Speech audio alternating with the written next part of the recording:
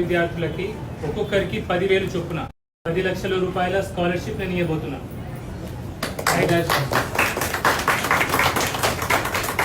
ఏ ఒక్కరిని కూడా నేను సెలెక్ట్ చేయను. ఓకే, కరీంనగర్లో ప్రజాప్రతినిధులు ఉన్నారు, 66 డివిజన్స్ ఉన్నాయి, 66 మంది కార్పొరేటర్స్ ఉన్నారు.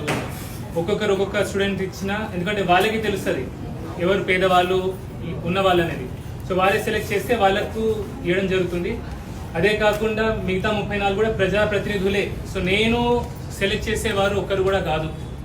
సో దయచేసి నా దగ్గర సెలెక్షన్ కోసం రాకండి. ఓకే, ఒకటి, ఇది ఎందుకు చేస్తున్నా, ఎందుకు చేయాలి ఇది అంటే, నేను ఒక పేద కుటుంబం నుంచి వచ్చినాను. పేద కుటుంబం, నాకు నా మామయ్యలు, బాబాయిలు, ఓకే, ఈవెన్ ఫ్రెండ్స్ ఆర్థికంగా సాయం చేస్తారు కాబట్టి నేను ఇవాళ మీ ముందు ఇలా నిలబడి ఉన్నా. నాలాంటి వాళ్ళు చాలామంది ఉన్నారు, చాలామంది బాగా చదువుతారు. ఓకే, మన పిల్లల కంటే వాళ్ళే బాగా చదువుతారు.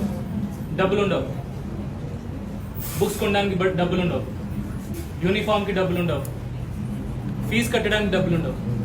ఓకే, వాళ్ళకి మన హెల్ప్ అవసరం. మనం వాళ్ళకి సాయం చేయకపోతే ఎవరు చేస్తారు?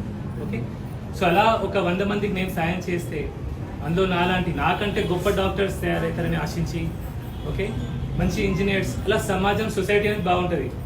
ఆ ఉద్దేశంతోనే ఇది చేయడం జరిగింది తప్ప వేరే ఉద్దేశం నాకు లేదు.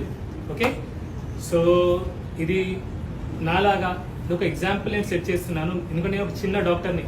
10 లక్షల రూపాయలు నాకు చాలా పెద్ద అమౌంట్. గొప్ప వాళ్ళు, బాగా సంపన్నులు చాలామంది ఉన్నారు.